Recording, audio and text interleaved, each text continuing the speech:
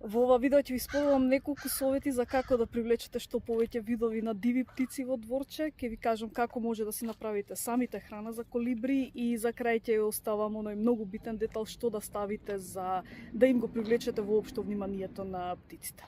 Нешто што приметив од кога дојдовме тука е дека луѓето се влюбени буквално во птиците и мислам дека нема куќа во која што нема барем една хранилка за птици. Дел сум од неколку групи на социјалните мрежи за птиците во Нова Шкотска, каде што ги научив овие работи. И интересна работа е што во една од групите моментално од негде средината на мај до крај на летото е забрането да се ставаат слики од хранилки и од гнезда.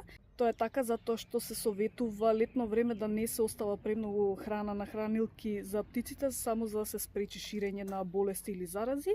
И се препорачува да редовно се мијат хранилките. Доколку имате фонтанички или базенче за птиците да се бањаат и да пијат вода, се препорачува исто да се менува водата редовно и да се чисти тоа место. И секако дека нешто што треба да направите да купите разна храна за птиците, во зависност од тоа нормално каква птица сакате да ви дојде, појдете побарајте во продавница, верувам дека има, да купите храна за тој одреден вид на птици. Имам неколку видови на хранилки, иако ако не сакате да давате пари, можете комотно да користите и некоја стара тацна, некоја даска или било што. Има птици кои што, например, сакаат храната да име на повисоко, има птици кои што сакаат храната да име на ниско, на земја, има птици кои што сакаат да се чувствуваат безбедно, значи многу тешко дека ќе дојдат на отворено место, повеќе би отишле на место кое што би било, например, под дрво или да има грмушки. Најинтересен совет што го добив до сега беше да купам храна за одреден тип на птица која што сакам да ја привлечам во дворот и да пуштам од YouTube видео повик за храна од тој вид на птица и на тој начин да пробам да ги привлечам тие птици.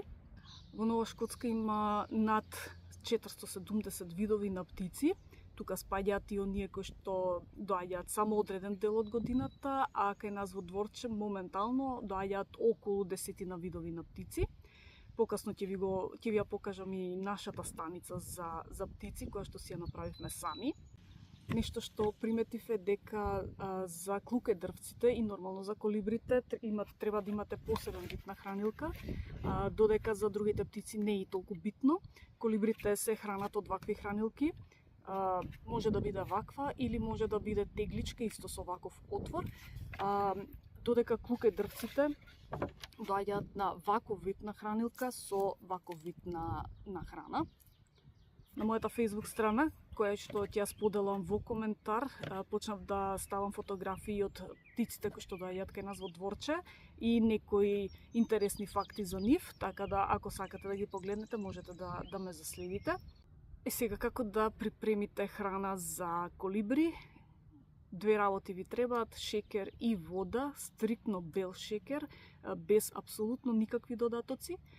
Соодносот е 4:1, 4 дела вода, 1 шекер. Ја ставате водата да изврие, тргате на страна, го додавате шекерот, мешате додека не се растопи и потоа чекате нормално да се олади за да течноста ја ставите во хранилката. И сега ова е нашата станица за птици. Едната е на ниско, другата е високо дрво. И сега ќе ви го кажам деталот што е битен на крај, е тоа да поставите исечен портокал.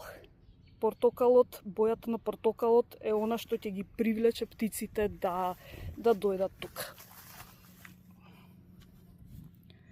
Се надевам дека овие совети ќе ви помогнат да привлечете што повеќе видови на диви птици во дворче и да уживате во нивната музика како што уживаме и ние. Поздравче!